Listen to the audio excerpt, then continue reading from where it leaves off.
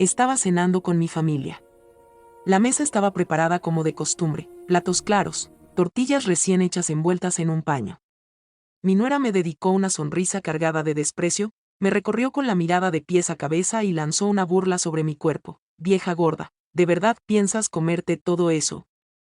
Las carcajadas no tardaron en llenar el comedor. Mi hijo bajó los ojos, incapaz de decir nada. Mis nietos rieron sin comprender del todo la crueldad del momento. Sentí como la vergüenza me quemaba el rostro, pero no levanté la voz.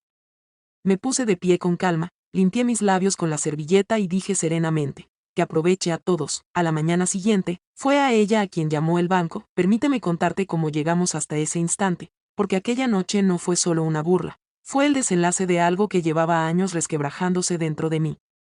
Me llamo Rosa Beltrán, tengo 69 años, soy viuda desde hace 6 y madre de un único hijo, Daniel. Durante décadas fui la mujer que sostuvo todo en silencio, la que llevaba las cuentas, la que hacía rendir cada peso, la que entregaba cuerpo y alma para que la familia siguiera adelante. Nunca pedí aplausos ni agradecimientos. En mi época, una mujer respetable no presumía de sus sacrificios, simplemente cumplía con su deber. Aquella cena ocurrió un jueves, en la misma casa donde viví con mi esposo Manuel durante 40 años. La casa de muros color crema que pintamos juntos un verano en el que no teníamos dinero para pagar ayuda. El comedor de madera maciza que compramos a plazos cuando Daniel aún era pequeño. Cada mueble guardaba una historia, cada grieta era un recuerdo vivo. Y aún así, aquella noche me sentí como una visita incómoda. Elena, mi nuera, había preparado una sopa espesa y un guiso con carne. El aroma se apoderó de la casa, pero yo no tenía apetito. Sentía que ya no pertenecía allí, mi lugar ya no estaba en la cabecera. Ese sitio, el que durante años ocupó Manuel, ahora le correspondía a Daniel. Yo me senté en una silla cercana a la cocina, como si estuviera lista para levantarme a servir en cuanto alguien chasqueara los dedos. Mis nietos, Lucas, de 13 años, y Valeria, de 9, ni siquiera levantaron la vista del teléfono cuando me acomodé. Elena llevaba un vestido nuevo, ajustado, de esos que yo nunca me habría comprado. Daniel parecía agotado, con profundas ojeras, y evitaba mirarme a los ojos. Comencé a servirme un poco más de sopa, apenas un poco. Hacía años que no comía con verdadero gusto. Siempre tenía la sensación de estorbar, de ocupar un espacio que ya no me correspondía. Entonces Elena soltó la frase. No gritó, no alzó la voz. Sonrió, y eso fue lo que más dolió. La risa que siguió cayó sobre mí como un eco que me atravesó el pecho. Sentí el tenedor inmóvil entre mis dedos, miré alrededor buscando una mirada cómplice, una defensa mínima. No la encontré. Daniel siguió concentrado en su plato. Lucas rió con incomodidad. Valeria lo imitó. Me limpié los labios con la servilleta de tela que yo misma había bordado años atrás. Me puse de pie. Buen provecho a todos, dije. Nadie respondió. Nadie preguntó si estaba bien. Mientras subía las escaleras hacia mi habitación, la más pequeña de la casa, la que antes fue el cuarto de costura, escuché como reanudar la charla, como alguien encendía el televisor. La vida seguía su curso como si mi presencia no tuviera peso alguno. Cerré la puerta y me senté en la cama. El colchón se quejó al recibir mi peso. Miré el techo lleno de grietas y sentí algo distinto. No era tristeza, era una lucidez fría, contundente. Aquella noche comprendí que había pasado años excusando lo inexcusable, que había confundido amor con silencio y paciencia con temor. Después de la muerte de Manuel, me quedé vacía. Daniel y Elena se mudaron conmigo para ayudarme. Eso fue lo que dijeron. Yo acepté porque tenía miedo de quedarme sola. Firmé documentos sin leerlos con atención. Permití que Elena se hiciera cargo de todo lo relacionado con el banco. Me convencí de que era normal dejar de tomar decisiones. Ya no estás para esos trámites, suegra, decía ella con una sonrisa amable que escondía algo más. Esa noche, mientras escuchaba los sonidos de la casa, entendí que no solo me habían arrebatado mi lugar en la mesa, poco a poco también me habían quitado la voz, el control y la dignidad. Me levanté y abrí el cajón de la cómoda. Saqué una carpeta vieja donde guardaba papeles que no revisaba desde hacía años. El tacto áspero del papel me erizó la piel. Mi nombre estaba allí. Mi firma también. Y aún así, algo no encajaba. Todavía no sabía qué iba a hacer. Solo tenía claro que no podía seguir viviendo de la misma manera. Me recosté sin apagar la luz. Dormí mal. Soñé con números, ¿confirmas? Con la risa de Elena repitiéndose como un martillo golpeando sin descanso. A la mañana siguiente me levanté temprano. La casa estaba en silencio. Preparé café solo para mí. Mientras el agua hervía, observé mis manos, manos que habían trabajado toda la vida, manos que aún podían sostener algo más que una servilleta. Cuando el teléfono sonó en la cocina, no era para mí. Desde el pasillo escuché la voz alterada de Elena. No distinguía las palabras, pero el tono era inconfundible, era miedo. Me senté a la mesa. Lo hice por primera vez en años. Y, por primera vez, sin sentirme pequeña. Sabía que algo había comenzado a moverse, aunque todavía no comprendía del todo qué, pero una cosa estaba clara: esa vieja gorda, la mujer a la que creían inútil, estaba a punto de recordar quién era. Cuando terminé mi café, la casa seguía en silencio, pero ya no era el mismo de siempre. Era un silencio tenso, cargado, como el aire justo antes de una tormenta. Escuché a Elena caminar de un lado a otro en su habitación, hablando por teléfono en voz baja, con frases entrecortadas que no alcanzaba a comprender del todo. No quise seguir escuchando. Aún no era el momento de enfrentarla. Todavía no me llamo Rosa Beltrán, y durante muchos años, fui la persona que hacía que todo funcionara mucho antes de que Daniel naciera, incluso antes de que Manuel y yo compráramos esta casa. Yo ya entendía de números. Estudié contabilidad cuando no era común que una mujer como yo lo hiciera. Trabajé durante 15 años en una empresa de transporte, revisando facturas, negociando pagos y ahorrando cada peso que entraba. Cuando Manuel decidió abrir su pequeño negocio, fui yo quien llevó las cuentas desde la mesa de la cocina, con una libreta y una calculadora vieja. Nunca me importó que mi nombre no apareciera en ningún rótulo. En casa sabíamos la verdad. Manuel solía decir: si esta familia sigue en pie es porque tu mamá sabe cómo sostenerla. Yo me sentía orgullosa, aunque jamás lo dijera en voz alta. Todo cambió el día que murió. Hace 6 años, un infarto se lo llevó en una madrugada silenciosa. Después del funeral, yo no pensaba con claridad. Daniel lloraba desconsolado. Elena me abrazaba con fuerza y repetía: no se preocupe, suegra, nosotros nos encargamos de todo. En aquel momento, esas palabras me parecieron un regalo. Hoy entiendo que también fueron una llave. Poco a poco, Elena comenzó a asumir el control de asuntos pequeños. Yo pago la luz, yo me ocupo del banco, así usted no se cansa, decía. Me pidió acceso a mis cuentas por si había alguna emergencia. Yo acepté. ¿Por qué no habría de hacerlo? Era la esposa de mi hijo, era familia. Los cambios llegaron despacio, casi sin notarse. Dejé de ir al banco, dejé de revisar los estados de cuenta, dejé de hacer preguntas. Cada vez que intentaba involucrarme, Elena sonreía con una paciencia fingida: todo está bien, Rosa. Confía en mí. Y yo confié, porque necesitaba creer que no estaba sola. Con el tiempo empecé a notar detalles. Elena siempre estrenaba algo nuevo: un teléfono, unos zapatos, una bolsa. Daniel decía que eran ofertas, que todo estaba bajo control. Yo guardaba silencio. Pensaba que tal vez exageraba, que mis ojos cansados veían problemas donde no los había, pero también empecé a sentirme desplazada. Ya no opinaba sobre la casa, ya no decidía qué se compraba. Elena hablaba de nuestro dinero, pero yo no sabía cuánto había ni dónde estaba. Cuando preguntaba, me respondían con frases vagas: luego vemos, no se preocupe por eso. La burla de aquella cena no fue la primera. Antes hubo comentarios pequeños, disfrazados de broma: usted ya no debería comer tanto, eso es cosa de jóvenes. Cada frase era como una piedrecilla en el zapato: no te hace caer, pero termina agotándote. Esa mañana, después de escuchar a Elena hablar por teléfono, sentí una inquietud que no pude ignorar. Fui a mi habitación y abrí la carpeta de documentos que había sacado la noche anterior. Había escrituras, contratos antiguos, papeles amarillentos. Todo estaba a mi nombre. Todo. Entonces, ¿por qué me sentía pobre dentro de mi propia casa? Recordé algo ocurrido meses atrás. Una carta del banco que Elena interceptó antes de que yo pudiera leerla. Publicidad, dijo. Yo no insistí. Ahora esa escena regresaba a mi mente con fuerza. Decidí salir. No avisé a nadie. Tomé mi bolsa de tela, esa que Elena decía que parecía de mendiga, y caminé hasta la parada del autobús. El aire fresco me ayudó a aclarar la mente. Mientras el camión avanzaba por la ciudad, miré por la ventana y pensé en cuántas mujeres como yo habían confiado demasiado. Llegué al banco poco antes de que abrieran. Esperé sentada, con las manos entrelazadas.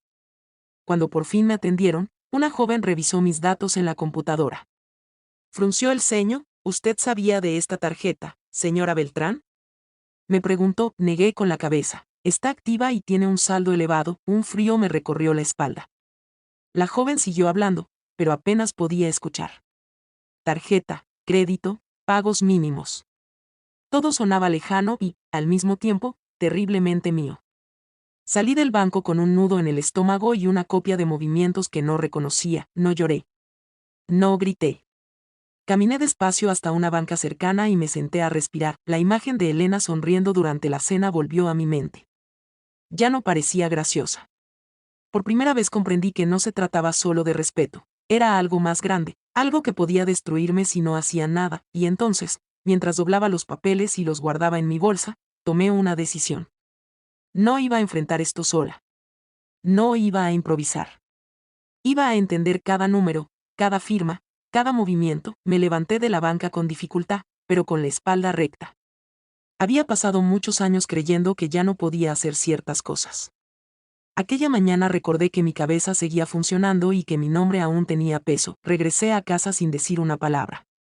Elena estaba sentada en la sala, pálida, mirando su teléfono. Daniel no estaba. Pasé frente a ella sin detenerme. Subí a mi habitación y cerré la puerta. Me senté en la cama con los papeles extendidos frente a mí. La mujer que siempre había llevado las cuentas y sostenido todo en silencio estaba despertando, y Elena todavía no lo sabía. No tenía idea de lo que eso significaba. Pasé el resto de la mañana encerrada en mi habitación, con los documentos extendidos sobre la cama como piezas de un rompecabezas mal armado. Los sonidos de la casa iban y venían, puertas que se abrían, el timbre del teléfono, pasos apresurados. Elena hablaba con alguien en la cocina. Su voz subía y bajaba, nerviosa, como una aguja inquieta. Yo no salí. Aún no. Necesitaba comprender antes de hablar. Los estados de cuenta eran claros y despiadados. Había cargos que no reconocía, tiendas departamentales, restaurantes, plataformas de pago. Pagos mínimos puntuales, siempre el mismo día del mes. El dinero no desaparecía de golpe, se filtraba poco a poco, como una llave mal cerrada. Me dolió admitirlo, pero el mecanismo era inteligente, diseñado para que yo no notara nada. Recordé una conversación de hacía 2 años.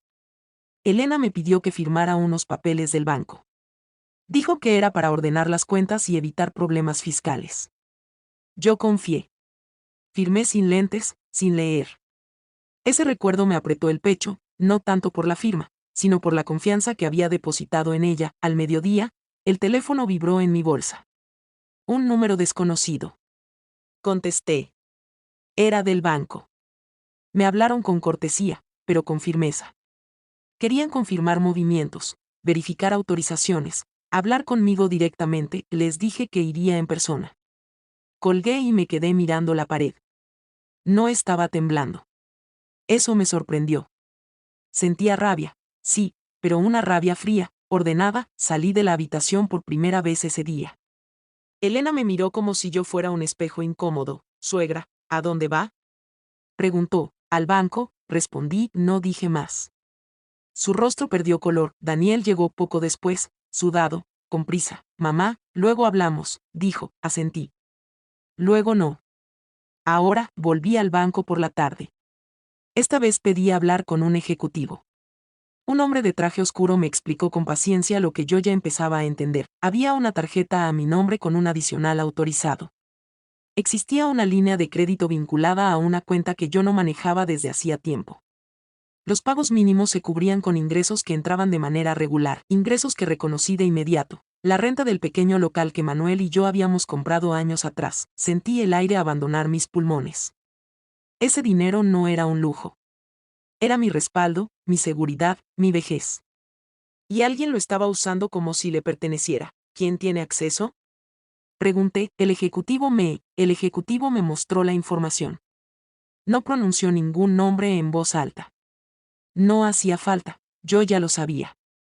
Firmé una solicitud para recibir copias detalladas de todos los movimientos y pedí bloquear cualquier operación hasta revisar todo a fondo. El ejecutivo dudó. Necesitamos autorización completa. Lo miré a los ojos. Es mi cuenta, dije. Mi nombre está aquí. No levanté la voz. No hizo falta. Minutos después, Los papeles estaban impresos. Salí del banco con una carpeta más gruesa y una certeza aún más pesada. No se trataba solo de una tarjeta. Había un patrón, un uso constante y planificado. Elena no estaba improvisando. Estaba viviendo de algo que no le pertenecía mientras me hacía sentir como una carga. Caminé sin rumbo varias cuadras. Entré en una iglesia pequeña y me senté al fondo. No recé, simplemente respiré. Pensé en Manuel, en cómo habría reaccionado él. Lo imaginé serio, callado, diciendo solo lo necesario. Los números no mienten, solía decir. Y tenía razón. Al salir, marqué un número que no llamaba desde hacía años, el del licenciado Esteban Quiñones, amigo de la familia y abogado. Contestó con voz grave. Rosa, dijo, sorprendido, necesito verte, respondí. Mañana a primera hora. Hubo un breve silencio. Trae todo, finalmente dijo. Esa noche regresé a casa como si nada hubiera pasado. Preparé algo ligero para cenar. Elena no bajó. Daniel comió en silencio. Los niños hablaban sobre la escuela. Yo los escuché. Observé. Me di cuenta de que había pasado años mirando hacia abajo, evitando cualquier conflicto. Esa noche levanté la vista. Antes de dormir, revisé los documentos una vez más, subrayé fechas, hice cuentas. La cifra total me mareó, no por dificultad de comprensión, sino porque representaba años de trabajo y confianza transformados en deuda ajena. Me acosté sin apagar la luz. No quería dormir.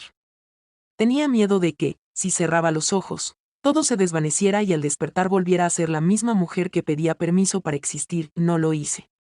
Me mantuve despierta hasta que el cansancio me venció. A la mañana siguiente me levanté con una calma extraña. Me vestí con ropa sencilla y guardé la carpeta en mi bolsa. Al bajar a la cocina, Elena estaba ahí, rígida. Suegra, tenemos que hablar, dijo. La miré y respondí, hoy tengo una cita. No mentía. Iba a encontrarme con mi pasado y mi futuro en la misma mesa. Iba a ponerle nombre a cada cosa y, por primera vez en mucho tiempo, no iba a pedir perdón por hacerlo. El despacho del licenciado Esteban Quiñones estaba en el cuarto piso de un edificio antiguo en el centro. Subí lentamente en el elevador, con la bolsa bien apretada contra el pecho, como si los papeles pudieran escaparse. Hacía años que no veía a Esteban, pero cuando entré a su oficina y me vio, se levantó de inmediato.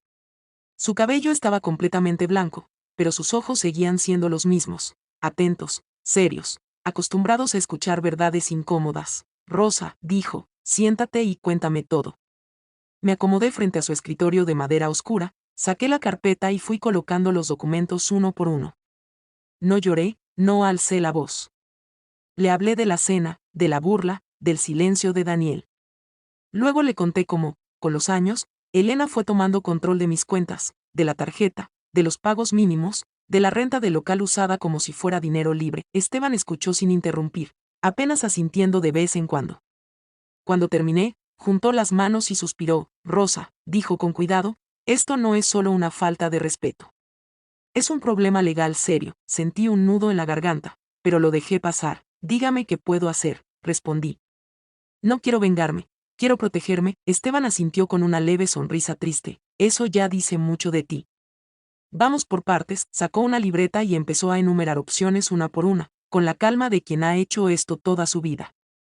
Me explicó que el poder que yo había otorgado podía revocarse en cualquier momento, que la tarjeta podía cancelarse, que la renta del local podía redirigirse a una cuenta únicamente mía, que cualquier aval o responsabilidad compartida podía revisarse si había sido obtenida con información incompleta. Pero tienes que estar preparada, advirtió. Cuando hagamos esto, habrá reacción. Tu nuera no se va a quedar callada. Y tu hijo, hizo una pausa, tu hijo va a tener que elegir de qué lado está. Esa frase me dolió más que cualquier número. Pensé en Daniel de niño, agarrado de mi falda. Pensé en el hombre cansado que ahora evitaba mirarme. Cerré los ojos un instante. No quiero perder a mi hijo, dije en voz baja. No lo estás perdiendo, respondió Esteban. Estás poniendo límites. Y a veces eso se confunde con abandono. Respiré hondo. Tenía razón. Había pasado años creyendo que amar era aguantarlo todo. Ese pensamiento me había llevado justo hasta allí. Firmamos varios documentos esa mañana. El primero revocaba el poder que había otorgado. Sentí la mano temblarme al estampar mi firma, no por duda, sino por la magnitud del acto. Era la primera vez en mucho tiempo que tomaba una decisión solo para mí. El segundo documento autorizaba el bloqueo inmediato de la tarjeta y de cualquier línea de crédito asociada. El tercero ordenaba que la renta del local se depositara en una cuenta nueva, únicamente a mi nombre, sin accesos compartidos. El banco notificará a quien usaba esos accesos, dijo Esteban. No hoy, mañana a primera hora, ¿la van a llamar? Pregunté, asintió. Sí, directamente a ella, no sentí alegría ni culpa. Sentí algo parecido a alivio. Antes de irme, Esteban me habló de algo más, de la casa, de mis derechos como propietaria, de la posibilidad de establecer condiciones claras si Daniel y Elena querían seguir viviendo allí. No firmé nada sobre eso todavía. No estaba lista, pero escuchar que tenía opciones me devolvió una parte de mí que creía perdida. Salí del despacho pasada la mitad del día, caminé sin prisa, compré un café y me senté a observar a la gente. Nadie sabía lo que acababa de hacer. Nadie sabía que una mujer de casi 70 años estaba reorganizando su vida en silencio, y eso estaba bien. Regresé a casa temprano. Elena estaba en la cocina, nerviosa. Daniel no había llegado. Me miró como si quisiera decir algo, pero se contuvo. Fui con un abogado, dije, sin rodeos. Ella abrió la boca y la cerró. Sus ojos se movían rápido, calculando. ¿Por qué? Preguntó finalmente. Porque necesitaba entender mis cuentas. Respondí, no mentí, no dije todo, no hacía falta. Subí a mi habitación y cerré la puerta. Me senté, me recosté en la cama y dejé que el cansancio me alcanzara. Por primera vez en semanas dormí una siesta profunda. Esa noche cenamos en silencio. Nadie hizo bromas, nadie se rió. Elena apenas probó la comida. Daniel parecía ausente. Yo comí despacio, saboreando cada bocado como si recuperara un derecho olvidado. Antes de dormir, recibí un mensaje de Esteban, todo entregado. El banco procede mañana. Apagué el teléfono y me recosté. No sabía exactamente qué pasaría al día siguiente, pero algo estaba claro, ya no estaba atrapada. Había dado el primer paso y, aunque doliera, no iba a retroceder. La casa estaba en calma, pero era una calma distinta, la calma que precede a la verdad. Cerré los ojos con una sensación nueva en el pecho. No era miedo, era determinación. El teléfono de Elena sonó a las 8 en punto de la mañana. No lo vi, pero lo escuché desde mi habitación, el timbre insistente, la pausa, y luego su voz cambiando de segura a atenta en segundos. Me levanté despacio, me puse un suéter y bajé las escaleras con calma. No tenía prisa. Por primera vez, el tiempo estaba de mi lado. Elena estaba de pie en la cocina, con el teléfono pegado a la oreja y el ceño fruncido. Asentía demasiado, como quien intenta ganar tiempo. Sí, entiendo, un momento, por favor, dijo antes de colgar. Cuando me vio, se quedó inmóvil. Sus ojos buscaron los míos, pero no encontraron refugio. ¿Qué hiciste, Rosa? Preguntó, sin saludar. Puse la cafetera en la estufa. El sonido del gas encendiéndose llenó el silencio. Nada que no fuera necesario, respondí. Ella apretó los labios. Me llamaron del banco. Dicen que bloquearon accesos, cancelaron la tarjeta y que necesito presentarme hoy mismo con documentos. ¿Sabes algo de eso? Serví agua en la cafetera y esperé a que empezara a hervir. Me apoyé en la mesa. Sé que mis cuentas son mías, dije, y que yo decido quién las usa. Elena respiró hondo, como si estuviera a punto de explotar. En ese momento, Daniel bajó las escaleras, todavía con la camisa desabrochada. Miró a una y a otra, confundido. ¿Qué pasa? Preguntó. Tu mamá, dijo Elena, señalándome. Fue al banco. Nos metió en un problema, dijo Elena. No nos metí en nada, corregí. Aclaré una situación. Daniel me miró por fin a los ojos. Vi miedo ahí. No enojo, miedo, mamá. ¿De qué se trata? Preguntó. Dice que ahora hay deudas, que hay pagos pendientes, intervino Elena. Hay deudas, dije, pero no son mías. Elena dio un paso al frente, alzando la voz. Eso no es cierto. Todo lo que hice fue por la familia, por la casa, por los niños. Saqué la carpeta de mi bolsa y la puse sobre la mesa. Los papeles se abrieron como un abanico incómodo. Esto es la familia, dije, y estos son cargos que no reconozco. Restaurantes, tiendas, pagos mínimos. ¿Quieres que sigamos fingiendo? Daniel tomó una hoja y la miró sin entender. Elena intentó quitársela, pero él se apartó. ¿Qué es esto? Preguntó. Una tarjeta a nombre de tu madre, respondí, Usada por otra persona, Elena se cruzó de brazos. Yo tenía permiso, dijo. Usted me lo dio. Tenías acceso para ayudarme, respondí, no para endeudarme. El silencio se volvió espeso. Desde el pasillo, Diego y Sofía observaban con los ojos abiertos. Elena los vio y bajó la voz. No aquí, dijo. No delante de los niños, ellos viven aquí, respondí, y merecen saber que los adultos también se equivocan. Daniel se sentó, con los hombros hundidos. ¿Cuánto es? Preguntó en voz baja. La cifra, dije. No grité, no exageré. La cifra habló por sí sola. Daniel se llevó la mano a la boca. Elena negó con la cabeza. Eso no es así, dijo. Los pagos están al día, pagos mínimos, aclaré. Con dinero que no te pertenece. Elena me miró con una mezcla de rabia y súplica. Usted no entiende, dijo. Solo estaba administrando. Si no fuera por mí, todo sería un desastre. Mi vida no era un desastre, respondí. Era distinta y era mía. El teléfono de Elena volvió a sonar. Esta vez no contestó. Lo dejó vibrar sobre la mesa hasta que se detuvo. El sonido se apagó, pero la tensión no. Vamos a hacer esto bien, dije. Hoy mismo nos vemos con mi abogado. Los dos. No, respondió ella. No tengo que ir a ningún lado. Entonces tendrás que hablar con el banco sola, dije. Yo ya hablé. Daniel levantó la cabeza. Mamá, empezó.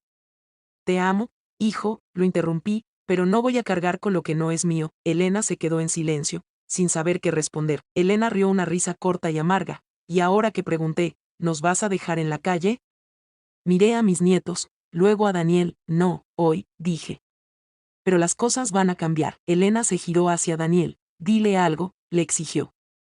No puedes dejar que haga esto. Daniel cerró los ojos un segundo. Tenemos que aclararlo, dijo finalmente, sosteniendo papeles. Elena lo miró como si no lo reconociera. ¿De qué lado estás? Preguntó. Daniel no respondió. El silencio fue su respuesta. Esa tarde, Elena salió de la casa sin despedirse. Daniel se quedó sentado con la cabeza entre las manos. Yo subí a mi habitación y me senté en la cama. Sentía el cuerpo cansado, pero la mente clara. El teléfono vibró en mi bolsa. Un mensaje del banco confirmaba la cancelación definitiva y una cita para el día siguiente. Miré por la ventana. El sol entraba sin pedir permiso. Pensé en Ernesto y en lo que habría dicho. Sonreí apenas. La llamada del banco no había sido el final, había sido el comienzo de una conversación que ya no podía posponerse. El despacho del licenciado Esteban Quiñones estaba más silencioso que de costumbre esa mañana. Las persianas dejaban pasar una luz pálida que hacía ver todo más serio, más definitivo. Llegamos unos minutos antes de la hora acordada. Yo entré primero, con la carpeta bien sujeta contra el pecho. Daniel venía detrás de mí, callado, con la mirada fija en el suelo. Elena llegó después, con paso firme, como si la seguridad pudiera protegerla de lo que estaba a punto de escuchar. Buenos días, dijo Esteban, levantándose de su silla. Por favor, siéntense. Nos acomodamos alrededor de la mesa larga. Me senté a su derecha, Daniel y Elena, frente a nosotros. La distancia física parecía mayor que la real. Nadie sonrió, nadie hizo comentarios triviales. Esteban abrió una carpeta gruesa y comenzó sin rodeos. Vamos a establecer los hechos, dijo con voz clara. La señora Rosa Ibarra es titular de varias cuentas bancarias, propietaria de esta casa y beneficiaria directa de ingresos por renta. Correcto, sí, respondí. En los últimos 2 años se emitió una tarjeta de crédito a su nombre con un usuario adicional. Esa tarjeta fue utilizada de manera. La tarjeta había sido usada de manera constante por Mariana Salgado. Los pagos mínimos se habían realizado con ingresos que pertenecen exclusivamente a Rosa Ibarra. Mariana se inclinó hacia adelante. Yo tenía permiso, repitió. Ella sabía. No dije sabía que me ayudarías, respondí. Dije no que me endeudarías. Esteban levantó una mano. Aquí no vamos a discutir percepciones. Vamos a revisar documentos. Sacó copias de contratos, firmas y registros de acceso. Señaló fechas, montos y patrones. Cada hoja que colocaba sobre la mesa era como un ladrillo más en un muro que Mariana ya no podía saltar. Daniel miraba todo con el rostro pálido. Esto, murmuró.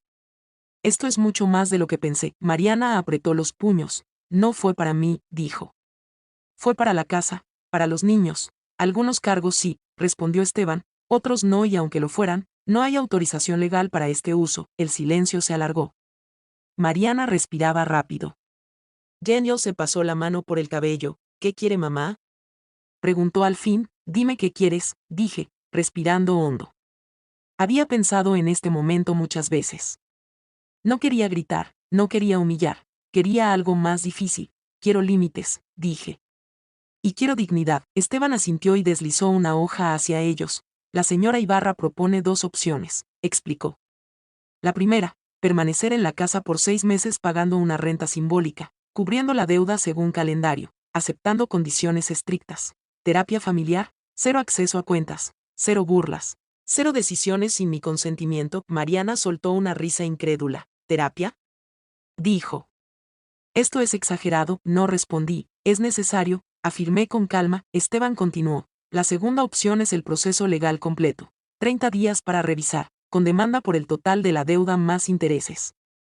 Daniel tragó saliva y los niños preguntaron. ¿Qué pasa con ellos? Los niños están protegidos, respondí. He creado un fondo para su educación. Nadie puede tocarlo. Pase lo que pase entre nosotros, ellos no pagarán las consecuencias. Mariana me miró sorprendida. ¿Un fondo? Preguntó. Sí, respondí. Porque no todo se trata de castigar, se trata de cuidar lo que importa. El reloj marcaba el paso del tiempo con un tic-tac insistente. Mariana miró a Daniel, Daniel la miró a ella. Vi en sus ojos algo que no había visto antes. Duda, necesitamos pensarlo, dijo ella. Finalmente tienen hasta mañana, intervino Esteban. Después, la señora Ibarra procederá. Salimos del despacho sin decir palabra. En el elevador, Mariana miraba su reflejo como si buscara a alguien más. Daniel suspiró. Mamá, dijo. Perdón, respondí, no era el momento de palabras grandes. Esa noche dormí poco, pensando en las 2 opciones, en el dolor que ambas traían, pero también en la paz que podría venir después. No sabía qué elegirían, pero sabía que yo había recuperado mi voz y mi poder de decisión. Solo sabía que, por primera vez en años, yo había elegido por mí misma. La mañana siguiente amaneció gris, como si el cielo supiera que algo definitivo estaba por cerrarse. Me levanté temprano, antes que todos, y preparé café solo para mí. Me senté en la mesa de la cocina, la misma donde tantas veces había comido en silencio. Esta vez no sentí vacío, sentí espera. Javier bajó poco después. Sus ojos mostraban cansancio y la barba estaba sin arreglar.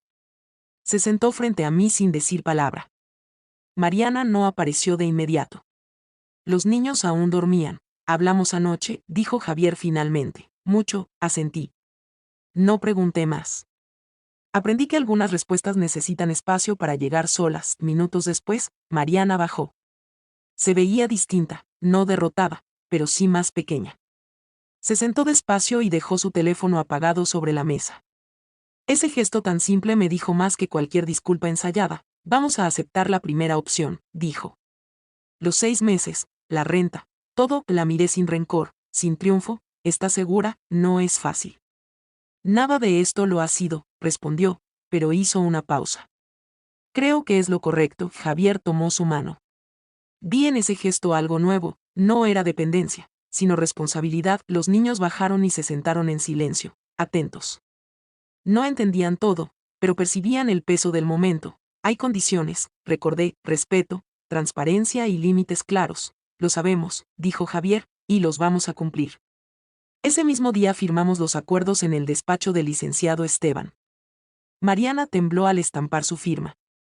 Yo no sentí dureza en mi mano, sentí certeza, como no lo hacía desde hacía años. Las semanas siguientes fueron un aprendizaje constante.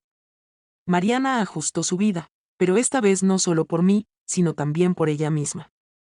Javier empezó a escuchar, a participar, y comprendí que no solo estaba reclamando mi voz, estaba enseñando a los demás a respetarla. Los niños, como siempre, fueron sabios a su manera. Diego y Sofía se acercaban con preguntas, con curiosidad, con cariño.